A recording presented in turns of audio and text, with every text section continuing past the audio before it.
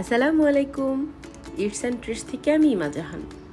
আজকে খুব সহজে তৈরি করে দেখাবো বাটার ক্রিম রেসিপি। এই বাটার ক্রিমটা দিয়ে আমি রেড ভেলভেট কেকটা তৈরি করেছিলাম। এই রেড ভেলভেট কেকের রেসিপি পেয়ে যাবেন খুব শীঘ্রই। ততক্ষণ পর্যন্ত আমার চ্যানেলের সঙ্গেই থাকুন। প্রথমে একটি মিক্সিং বলে 200 গ্রাম রুম টেম্পারেচারের বাটার নিয়ে নিচ্ছি। বাটারটা 2 থেকে 3 মিনিট ভালো করে বিট করে নেব। বাটার ক্রিম তৈরি করতে প্রয়োজন 1 কাপ আইসিং সুগার, 1/4 কাপ ঠান্ডা দুধ এবং 1 চা চামচ ভ্যানিলা এসেন্স। আইসিং সুগারটা দোকান থেকে কিনে নিতে পারেন কিংবা বাসায় তৈরি করতে পারেন।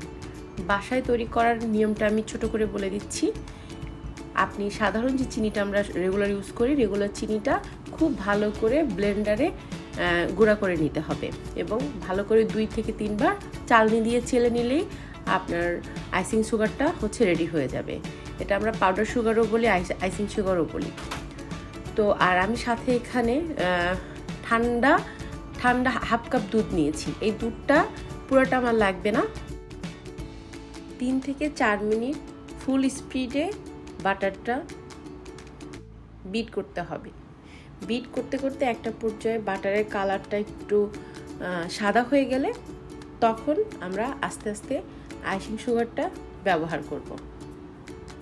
এর মধ্যে 1-2 বার স্প্যাচুলা দিয়ে চারপাশে লেগে থাকা বাটারগুলো এক জায়গায় এনে আবার কিছুক্ষণ বিট করে আস্তে আস্তে আইসিং সুগারটা অ্যাড করব। মনে রাখবেন, আইসিং সুগার কখনোই একসাথে অ্যাড করা যাবে না।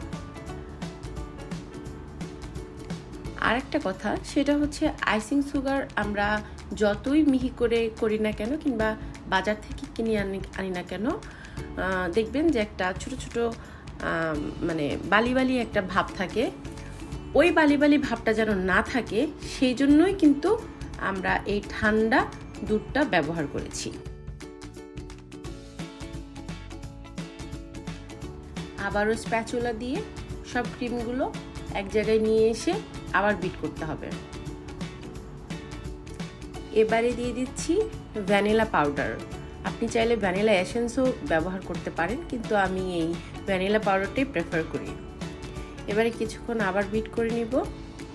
বিট করতে করতে দেখবেন বাটারের যে কোয়ান্টিটিটা এটা বেড়ে গেছে। এভাবে করে আরও 2 থেকে 3 মিনিট আমি বিট করে নিব।